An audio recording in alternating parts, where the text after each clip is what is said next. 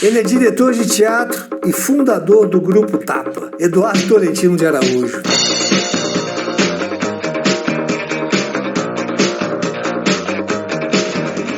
Grande Eduardo, acho que eu tinha mais coisas para falar sobre você, mas eu vou deixar você falar. A gente se conhece há 47 anos. Você fez o primeiro espetáculo do Tapa, apenas um conto de fadas, o primeiro espetáculo profissional. Isso. Então a gente é chapa há 47 anos. Chapa há 47 anos. Eduardo, o que te motivou a fazer teatro, hein? Não faço a menor ideia. Não sei porque eu fui parar nisso. Não. Eu escrevia, eu brincava um pouquinho com Super 8, pensava em fazer cinema, talvez, mas nunca pensei isso profissionalmente. Aí as coisas foram acontecendo e quando eu vi eu estava nisso. Você pensou em ser ator? Jamais. Nunca? Jamais. Eu sou terrivelmente tímido, hoje eu não pareço, porque eu aprendi a lidar com a minha timidez, mas sempre foi um ato muito violento. Uma vez que eu tive que entrar em cena, há uns 10 anos, mais ou menos. Substituindo alguém? Um ator que não chegou e porque era interior de São Paulo, não era na capital. Ele não chegou de uma gravação, eu tive que entrar. Quando abriu a cortina, eu falei assim, gente, isso é como estar transando com gente vendo. Eu nunca me sinto tão invadido na minha vida. Além de que eu em cena, todas as vezes que eu fico pensando no movimento da cena, no que os outros estão falando, eu não consigo viver a personagem.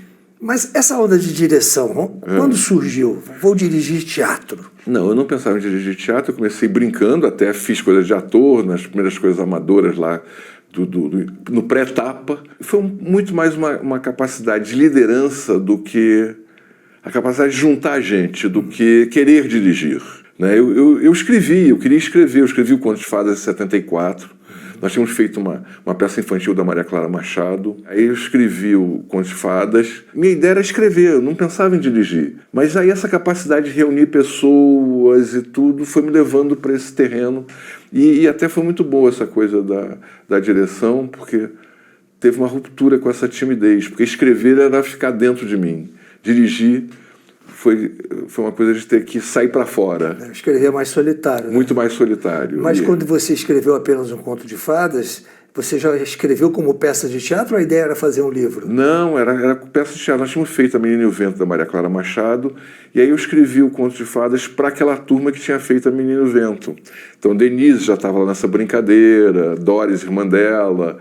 Mas depois, quando a gente fez a montagem profissional que você fez, já foi outra coisa. Eu reescrevi a peça aí. Então já foi sempre pensada como projeto de teatro. Eu te conheci em 78 no curso do Sérgio Brito. Sim. E quando você estava no curso do Sérgio Brito, você estava como assistente dele de direção, né? Não, assistente não. Ele perguntou o que eu queria, eu queria dirigir. Ele falou, então faz o curso aqui. E de vez em quando você dirige umas brincadeiras aqui com os alunos, não sei o que, se testa nessa brincadeira. E a gente fazia também umas improvisações aí como ator, conjuntas, mas eu não era assistente de Sérgio, eu fui conhecer bastante o Sérgio ao longo desse período e depois, né? Que você era o único que estava como diretor ali, né? Nós éramos todos aspirantes a atores. Eu não sei, porque era muita gente, né, Charles? Muito. Eram 80 pessoas, eram divididos, então talvez algumas dessas pessoas tenham virado diretor de teatro também e quisessem isso. Entendi. É que eu não sei muito a trajetória de todo mundo que fez o curso, né? Você já tinha dirigido um espetáculo com algumas pessoas que fizeram depois o Conto de Fadas, se eu não me engano, na PUC. Na PUC, a gente brincou com algumas coisas na PUC, coisas amadoras, muito amadoras mesmo, que a gente ensaiava 3 meses, 2 vezes por semana, e 3 vezes por semana, e apresentava 2 finais de semana, apresentava na PUC, apresentava num colégio, era uma coisa bem precária. Mas ainda. Você já estava dirigindo nesse Já estava dirigindo, já estava experimentando essa brincadeira de dirigir. Foi a peça do Wilker, o Trágico Acidente? Não. O Trágico Acidente dirigiu no clube, na ABB, que eu era sócio, nadava, a gente dirigiu o Trágico Acidente e depois refez o Trágico Acidente no Teatro Rival, aí já como espetáculo profissional. Foi isso, foi uma peça do Henrique Pongetti, Amanhã Se Não Chover. Aí, sem eu ter dirigido, o Roberto Frota dirigiu Abre a Janela, do Bivar. A gente estava tentando se achar no meio desse jogo. Quantos anos de trajetória como diretor? Diretor profissional, 47. 47. E quantas peças você já Mais de dirigiu? 70. Mais de 70. E quantas você traduziu? Eu já não sei o número exato. Muita coisa. Eu já traduzi muita coisa. A partir de 90... nós começamos a traduzir os nossos textos. Eu traduzi junto com a Arlete Cavalieri, do departamento de russo, o Ivanov, do Chekhov. E a partir daí, quase todos os espetáculos do Tapa são traduzidos por nós. Braia, Penido traduz, Clara Carvalho, eu traduzo. Teve uma série de Tennessee Williams que foram os alunos que traduziram, que foram editados. Tem muita coisa editada das nossas traduções. Você, quando pega um autor para dirigir, você costuma ler a obra dele inteira, né? Não chega também a esse exagero. Mas eu procuro saber muito desse autor. É que às vezes não dá. Tem autores que têm uma obra de um tamanho que eu não consigo dar conta, né? Mas, em geral, eu leio a obra inteira. E essa coisa de traduzir é a última paixão. Sou apaixonado por traduzir. Hoje eu traduzo um pouco, quase todo dia. O Grupo Tapa começou no Rio de Janeiro. E acredito que até 85 ficou no Rio. Até 85, 86. Aí 86. Nós fizemos o Tempo e os Cônos, Sim. do Priestley, e viemos fazer em São Paulo uma temporada. E aí entramos no vácuo da Aliança Francesa. A Aliança Francesa é um teatro que tinha um histórico muito importante aqui na cena paulistana, e por ter entrado numa zona de baixo meretrício, tinha se deteriorado, ninguém queria. A gente pegou os Cônes, fez um grande sucesso, a gente propôs ficar 1 ano fazendo um repertório lá, e nisso a gente ficou 15 anos no Teatro da Aliança Francesa. Você participou de coisa lá? Sim, participei. Você fez umas 3 peças lá. Sim, fiz algumas. O que motivou você vir a São Paulo? Foi essa chamada da Aliança Francesa? Não. Na verdade foi isso. Nós viemos fazer uma temporada. Sim. Nós pensávamos terminar a temporada e voltar para o Rio.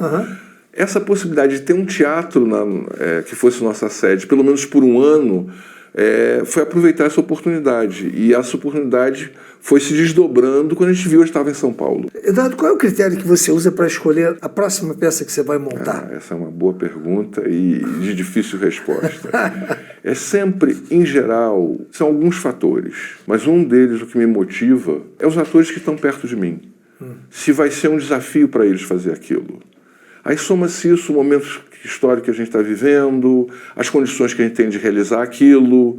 São uma série de fatores, mas, em geral, o tipo de teatro que eu pratico é muito voltado para o ator. O ator é a prioridade. Eu não faria determinadas peças por não ter os atores para fazer. Eu tenho que ter, fundamentalmente, os protagonistas têm que estar próximos e uma grande parte dos atores estarem próximas. Eu acho que eles vão dar conta desse papel. E vai ser desafiante para eles. O que o ator tem que ter para você? Isso é muito subjetivo, né? O ator, quer dizer, cada ator tem uma tessitura. Tem 2 coisas que me fizeram ser diretor. Um é um domínio espacial muito grande. Quando eu fiz teste vocacional, minha nota mais alta foi raciocínio espacial. E a segunda coisa, isso, de conseguir capturar o que é para os atores fazerem. Às vezes, assim, esse é um excelente ator, mas não é para esse papel. Por exemplo, Denise Weinberg, que é grande atriz do Tapa, foi grande atriz do Tapa, hoje ela tem uma carreira solo brilhante, fora, de vez em quando a gente volta a trabalhar. A Denise, com 18 anos, jamais seria Julieta. Pelo temperamento, jamais seria Cinderela, ela seria a irmã ou a madrasta da Cinderela. Então é isso, você saber o que aqueles temperamentos dizem, querem dizer. Então, às vezes, você deixa de montar a peça porque você não tem o ator adequado ali para fazer. Tem tantas peças que eu tenho vontade de montar que uma vida não vai dar tempo. Entendi. Então, eu nunca estou sacrificando nada. E, às vezes, tem coisas muito engraçadas. Porque você pensa em determinados atores para fazer uma coisa e você não consegue grana, o momento não é adequado. E aí passou a idade deles fazerem. Também tem isso. Tem isso. Né? E às vezes o ator, tem atores mais maduros hoje no Tapa, né? Exatamente. Tipo o Brian, né? Que ele... Claro, o Brian. Brian, sim, Guilherme Santana, que hoje eles fazem papéis, né? De adulto. Né? O Brian fazendo Freud foi Exatamente. Uma aula de teatro ali, né? Freud não, e o Tio Vânia, que ele foi super premiado, né? Ele foi premiado, né? E um papel que ele sempre quis fazer, ele achava que eu jamais daria papel para ele, não, agora você está pronto para fazer. E ele foi super premiado, muito elogiado, mas é isso, quer dizer, no início a gente chamava atores mais velhos em peças que seriam boas para o conjunto. Então foi assim que o André Valle e o Cláudio Gaia fizeram Viúva Porém Honesta, que depois você acabou fazendo, Sim. a Beatriz Segal, a Araciba Labanian, então, Paulo Otran. Paulo Otran também, papéis que a gente não tinha quem fizesse e que seria bom para o resto do conjunto, ou para determinado ator ou determinada atriz. Então a gente chamava essas pessoas. Hoje a gente pode trabalhar com os atores da nossa cidade. Apesar de que, por exemplo, no Vânia, a Valdez de Barros veio como atriz convidada, fazendo o papel da Ama. Então, de vez em quando, ainda achamos atores mais velhos para fazer papéis de muito mais velhos. Agora, você tem uma turma de atores aqui de São Paulo que vieram trabalhar no Tapa, né? Sim, sim. E que se formaram com você, né? Algumas pessoas já tinham carreira aqui, como Zé Carlos Machado, por exemplo, a Lili Fonseca, atores que vieram, Norival Riso, o Genésio de Barros, que vieram se integrar a gente, apesar de já terem uma trajetória muito grande durante um período. Esses atores fazem coisas eventualmente com a gente. Mas tem as novas gerações, que muitos foram formados nas oficinas do Tapa. E esses hoje estão trabalhando com você profissionalmente? Alguns, né? Alguns. Porque isso é outra coisa que as pessoas às vezes ficam numa ilusão. Eu vou fazer a oficina do Tapa e eu vou ser convidado para trabalhar. Também é uma questão de oportunidade do que a gente vai montar, né? Nem sempre você absorve todo mundo que trabalhou com a gente, apesar de ter gente muito talentosa que ficou de fora. Mas existe a possibilidade. Existe uma possibilidade. Exatamente. Mas a gente deixa isso sempre muito claro. Sim, é importante. Porque senão a pessoa fica iludida que ela vai... Estou fazendo uma oficina... Então tem gente que faz oficina há 8 anos. E tem uma coisa muito legal. Tem alguns atores consagrados que voltam para fazer oficinas para se reciclar no Tapa. Que maravilha. Você tem 2 tipos de oficina, né? Um para quem já é profissional e para quem também não tem formação, né? Em geral, a gente prioriza quem é profissional, apesar de que não é um pré-requisito, não é quem tem DRT. É para não ter aquele tipo de ator que chega lá e quer fazer uma oficina para se desinibir. Então tudo depende de uma entrevista, de uma conversa, para isso não ficar defasado, né? E tem turmas, por exemplo, o Bruno Barquesi e o Adriano Bedin, o Bruno você assistiu fazendo Credores. Sim. Eles têm uma oficina que é a introdução ao Tapa, para os atores mais jovens. Entendi. E onde funciona hoje essas oficinas? As oficinas funcionam no Galpão do Tapa, que fica na Barra Funda, Lopes Chaves 8086, onde a gente guarda o nosso acervo de figurinos, cenários, de vídeos, e onde a gente ensaia e onde eventualmente a gente faz espetáculos. O Credores, que teve no Rio, vai ter algumas apresentações no Galpão do Tapa, que é para 40, 50 espectadores. Não é um teatro formal, mas é um lugar onde a gente brinca de fazer algumas apresentações de coisas de câmera. Eu trabalhei alguns anos com vocês e eu tive Lola Tolentino como figurinista do Tapa. Ela trabalhou com você praticamente desde o começo da trajetória do Tapa. Né? Minha mãe, ela trabalhava com moda, com roupa, com decoração.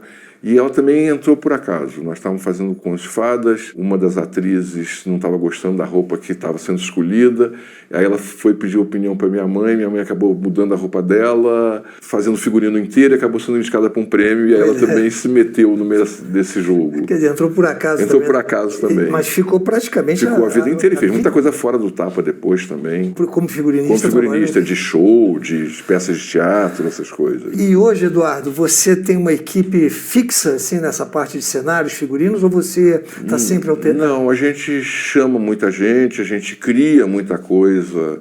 Por exemplo, o Credores, que é essa produção que está há 12 anos em cartaz, ela foi uma criação do conjunto, mas a gente chama de fenómenos, figurinistas, iluminadores, depende do tamanho do projeto, de onde a gente vai fazer, se é para um teatro grande, se é um cenário grande, se é uma leva de figurinos muito grande. Então, tudo tem uma trajetória. Por exemplo, o Vânia, que era uma peça grande, nós não chamamos ninguém, fizemos junto. Nós, você diz quem é? O nosso núcleo lá e... Você, Clara, Braia... Mas nem todo mundo também está sempre participando dos mesmos espetáculos. E o conjunto que vai fazendo também... Porque sempre que as pessoas falam, quem faz parte do Grupo Tapa? Eu digo, o Grupo Tapa não é um grupo, é uma turma. Uma turma é diferente de um grupo. Um grupo é uma coisa que tem 6, 7, 8 elementos e que todos os espetáculos, esses elementos estão presentes. O Tapa tem uma variação de gente que circula, que passa... Então tem pessoas, por exemplo, se você perguntar a Natália Timber se ela é do Tapa, ela vai dizer que ela é. Entendeu? Então, gente que trabalhou conosco. Sueli Franco. Sueli também. Gente que trabalhou conosco, fez mais de um trabalho conosco e que são atores que estão no mercado, mas que fazem parte de uma maneira de pensar. Então, a gente diz que o Tapa é porto, não é prisão. Eu mesmo dirijo coisas fora.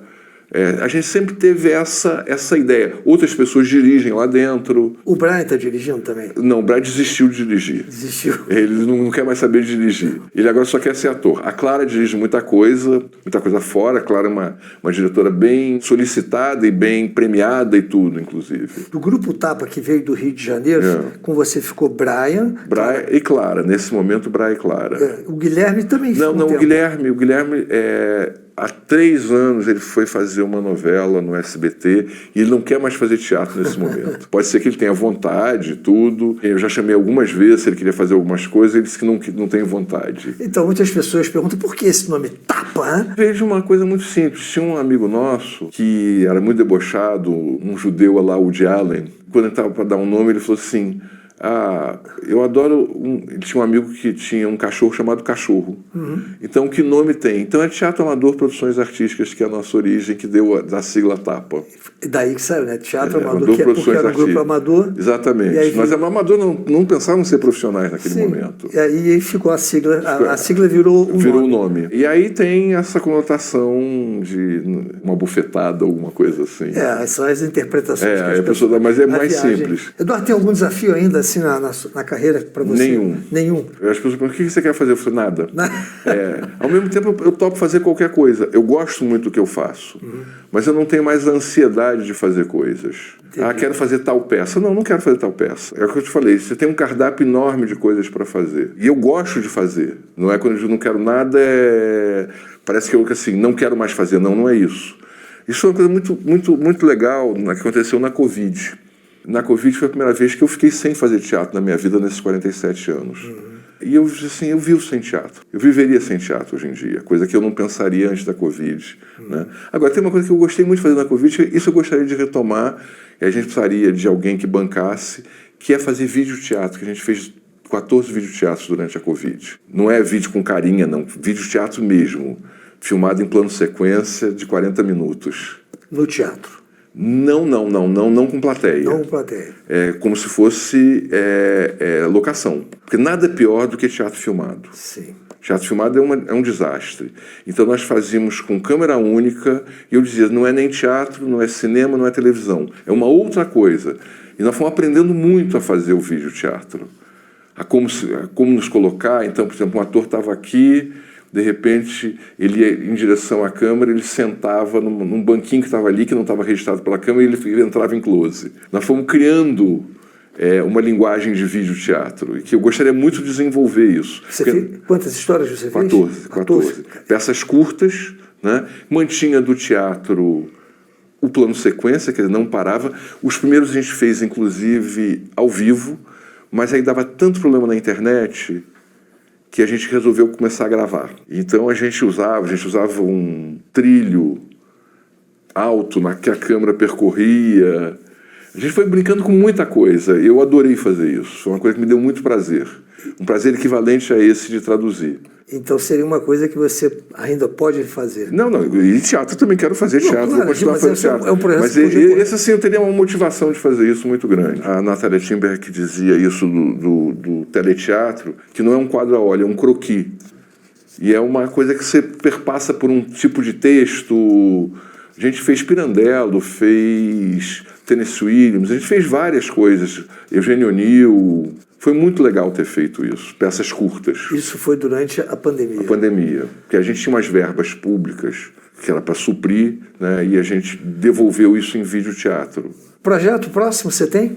Olha, eu tenho uma coisa para o final do ano, que é uma montagem do Eduardo de Filippo, Filomena Maturano, mas tem outras coisas aí que estão no forno. É porque essa a gente ganhou uma verba do SESI, então é uma coisa acertada. A gente continua rodando com o Freud e o Visitante, né? O Credores, tem o Picasso, que a gente também fez, e mais algumas outras coisas que a gente está planejando fazer para esse primeiro semestre ainda. Para quem hoje aspira a carreira de ator, Desista. Não deixou nem eu perguntar. Não, desista. Porque, se você pensar, nós começamos num momento do teatro brasileiro onde existia um mercado. Esse mercado acabou. Uhum. Quando eu falo isso, parece que você fala com... Não tem nenhuma mágoa, não. O teatro me deu muito. Mas eu acho muito difícil o teatro dar o que o teatro me deu para novas gerações. Se a gente não tiver um plano diferente de carreira, de vida, é impossível você fazer uma peça que faça 12 sessões e saia de cartaz, que você ensaie mais do que você faz. Né? Isso é a grande coisa que a gente tem no Galpão, é que a gente pode fazer uma peça e ficar muito tempo. Né? Essa ideia do repertório que a gente faz em todos os teatros possíveis, onde apresentaram, você acabou assistindo, acabou de fazer no Rio de Janeiro, o Credores, que está há 12 anos no nosso repertório. Então a gente vai intercalando as peças, porque a gente montou uma estrutura para isso. Eu acho que se você não tiver uma estrutura, você vai ficar esperando ganhar uma verba do governo, você vai ganhar num ano e vai passar 4 anos sem ganhar, e o que você faz nesses 4 anos? Nada. Então desista. O que eu aconselho é quem quer ser ator. Você quer ser ator de televisão, hoje em dia tem as novelas verticais, isso é outra coisa. Isso é outra coisa. Isso é possível, é um mercado que apareceu, mas que não tem nada a ver com teatro. É outra história. Eduardo, em relação a público, o Tapa já tem um público cativo, não tem? Eu acho que tem um público que vai ver o Tapa. Eu acho que quando eu digo não é um público do Tapa, é um público de teatro. Existe um público de teatro em São Paulo, pelo menos. Esse público, uma das coisas que eles vão ver é o Tapa. Entendeu? Essa coisa assim, nosso público, eu acho isso muito esquisito, muito pretensioso. A gente tem um público que vai ver nós, vai ver os outros grupos de teatro, ou os grandes atores. Esse público congrega um pouco de tudo, de gente de todas as gerações. Entendo. Eu acho que uma das coisas que fez a gente conquistar um público muito grande foi todo mundo dar aula em escolas de teatro. A gente angariou um público jovem que vai nos ver. Né? Nós temos um público jovem maior hoje do que quando nós começamos a carreira. E tem uma coisa muito legal, de gente que vai levar os filhos, os netos. A gente fez muito projeto escola. Sim, né? Vários projetos de escola. Vários projetos de escola que a gente... No Rio, então, a gente percorreu a periferia inteira do Rio, o subúrbio do Rio de Janeiro, né? Isso a gente foi conquistando um público que hoje é muito legal. De repente chega o cara e diz assim, olha, vim trazer minha neta, eu vi vocês em 80. E tem outra coisa também agora com os estudantes. São estudantes que levam os pais para ver. Essa coisa da formação de plateia... Valeu muito, né? Valeu muito. Eu me lembro que não, estamos formando plateia para mais adiante, né? Exatamente. Então, é óbvio que, como você lida com um país sem um projeto de política cultural, independente do governo que esteja no poder, não existe projeto cultural no Brasil. Né? Existe projeto de balcão. Quem vai ganhar o dinheiro por essa gestão que está nesse momento? Quando... acaba qualquer balcão, já tivemos momentos de acabar qualquer balcão. Então, essa formação de plateia ela poderia ser muito mais ampla e atingir muito mais gente. Os projetos aqui são muito engraçados, porque às vezes tem um partido no governo do estado, do município ou federal, e há uma mudança de ministro ou de secretário. Do mesmo partido, ele muda a programação inteira do que estava pensado. É isso que eu digo, que existe uma ausência de projeto cultural. Num país como a França, por exemplo, um projeto cultural é suprapartidário. Então, são 16 anos na frente. Desmontar isso é complicado, é difícil. Para nós, a desmontar, derrubar o circo é a coisa mais fácil do mundo. Mas nós tivemos, como conjunto, uma preocupação em formar um público. Né? E é muito legal isso, da gente ter esse público. Você fez aqui em São Paulo também o mesmo projeto de escolas de autores brasileiros, Martins Pena, Arthur Azevedo? Nós fizemos, mas não como no Rio de Janeiro. A gente aqui não percorreu as escolas como a gente percorreu no Rio de Janeiro. Aqui, quando nos anos 90, que a gente teve um pequeno patrocínio do Grupo Pão de Açúcar de supermercados e depois da BR, a gente fez um projeto de teatro brasileiro em que a gente montou mais de 20 autores brasileiros, mas não necessariamente vinculados ao público estudantil. A gente montou um pouco de tudo. E a gente deu uma sorte nesse momento, porque nós fomos fazer Vestido de Noiva e por acaso o Vestido de Noiva entrou no vestibular. E aí a gente fazia duas sessões por dia do Vestido de Noiva. Quando a gente montou, não sabia que ia entrar no vestibular. Foram dois fatores muito legais. E o Fernando Henrique tinha acabado de ser eleito. E uma das primeiras atitudes que ele teve logo que foi eleito foi assistir uma peça, foi assistir Vestido de Noiva, o que gerou uma mídia sobre o espetáculo brutal. A venda para a escola nesse período foi muito grande do Vestido de Noiva, né? E a gente fez muito disso, mas hoje em dia a gente quase não faz, porque também esse esquema estudantil foi desmontado através de políticas completamente erradas de governo, que é dar teatro de graça. Então, você ganha uma verba e você dá teatro de graça. Quem recebe teatro de graça nunca mais vai pagar para ir ao teatro. Isso foi desmontado no estado inteiro, na cidade inteira, e esse público não vira público. Então você vira um dependente do Estado para que ele possa pagar para que as pessoas vão te assistir. E quando isso não existe em nenhum país socialista, por exemplo, da Cortina de Ferro, isso existia. Todos os espetáculos tinham preços populares, mas que as pessoas tinham que pagar para ver. Claro. Né? Tem um valor agregado que é super importante manter. Essa desmontagem feita no Brasil é uma das coisas mais criminosas, porque é uma ideia populista e que não paga, na verdade, porque você sai dali sem nenhum lucro, você não pode dar uma continuidade naquilo. Então é isso que se encerra em 12 sessões, 10 sessões. Tinha alguns teatros aqui em São Paulo que faziam isso, né? Você não pagava para ir ver a peça. Tem vários teatros que fazem isso. Os teatros públicos passaram a fazer isso aqui no Brasil, em São Paulo. É verdade. E no interior também. O interior, que quando eu cheguei em São Paulo, o interior de São Paulo era muito forte.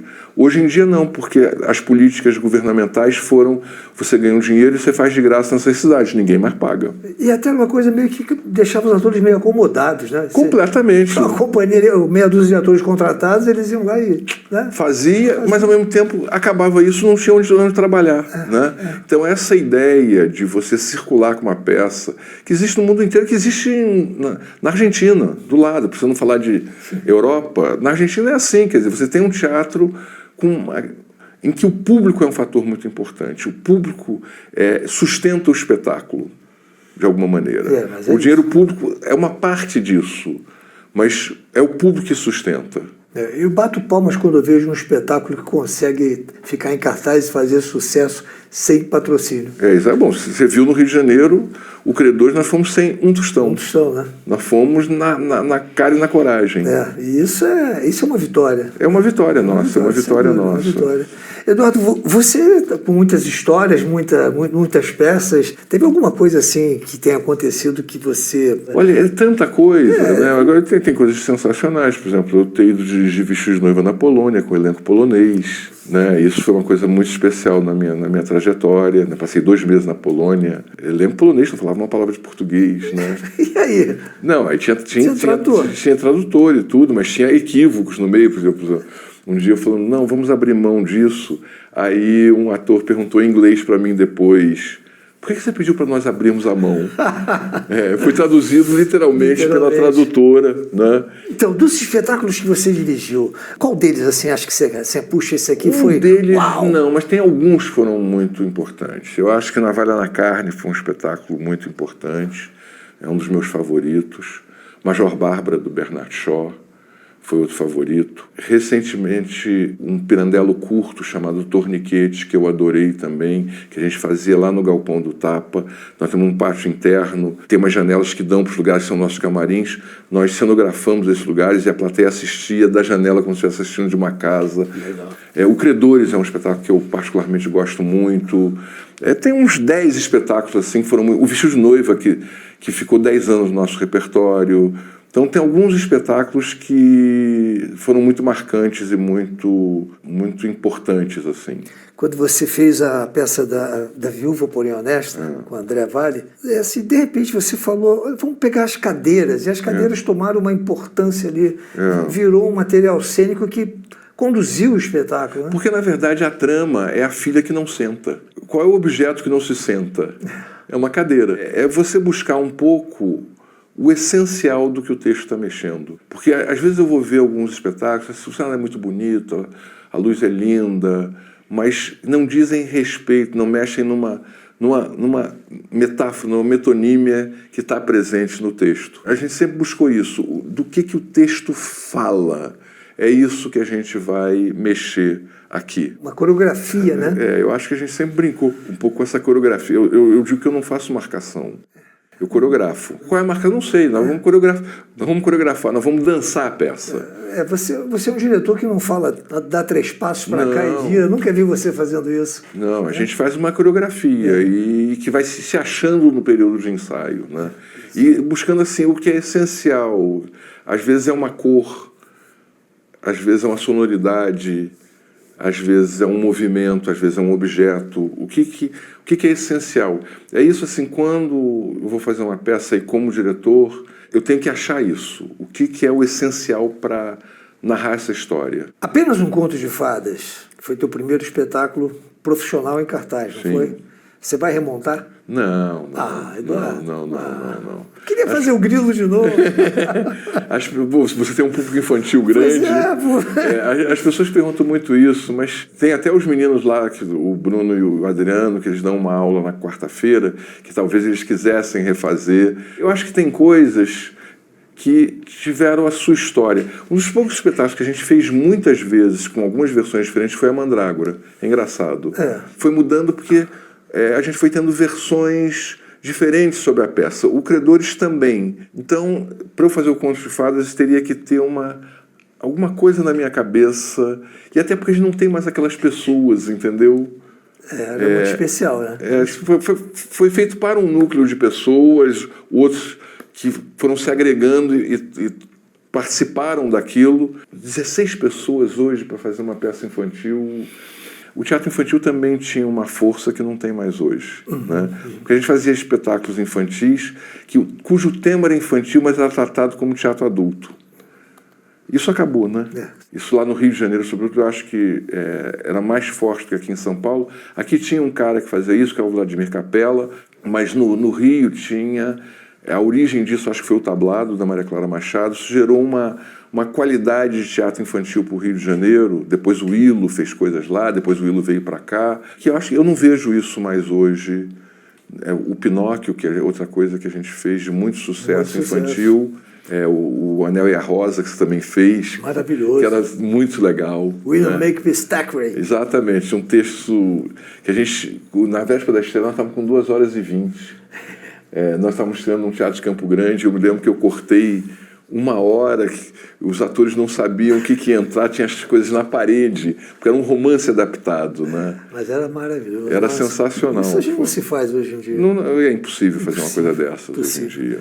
Tinha uma coisa que era bem legal na Mandrágora, né? Você fazia revezamento de atores em papéis. Mas na primeira Mandrágora, na primeira. Na primeira? Depois eu parei de fazer. Mas era fantástico. Era divertido porque isso tudo. Dia eu fazia um personagem, o Brian fazia outro, o Guilherme fazia... Depois a gente revezava. Depois eu fui parando de fazer isso, porque estressava muito as pessoas. Não, mas era uma experiência. Foi uma experiência, num momento de vida foi uma experiência legal. Para o ator é um exercício fantástico. Quando a gente fez o Senhor de Porqueral, do Mulher, também aconteceu isso, porque alguns atores saíram para fazer outras coisas e voltaram e eles ficavam revezando no papel. Senhor de Porqueral, que o Guilherme fazia. O Guilherme fazia o protagonista. Né? Nas últimas Mandrágoras, o Guilherme fazia o Messernícia, que havia sido criado pelo Hernani. Né? O Guilherme foi muito premiado com a Mandrágora e com o Senhor de Porqueral. Hoje, o Guilherme era um grande ator clássico, né? Ele seria um ator que estivesse na Comédie Française, ele seria um ator da Comédie Française. Eduardo, eu sei que a gente tem muita história para contar, né? Muita história, mas eu queria te agradecer primeiro você ter se disponibilizado vir aqui. Porque... Eu que agradeço o convite, porque a gente está batendo um papo, falando de coisas coisas boas. Que, para mim, que me emocionam, né? Porque eu me sinto com um pezinho lá no tapa, até hoje, apesar de não estar lá com vocês, mas eu estou de coração. Mas, muito obrigado pela Obrigado a você, presença, foi um prazer participar aqui. Foi show de bola. Legal. Né? Valeu, Eduardo. Isso aí, gente. Olha, uma história de teatro aí, né? E olha, põe história nisso. Se ficasse aqui falando, a gente ia fazer vários episódios de talk show aqui da Gloss, contando a história do teatro do Grupo Tapa. Onde eu aprendi o que é ser ator, aprendi o que é fazer teatro. Tenho saudade. Até o próximo programa. Legal.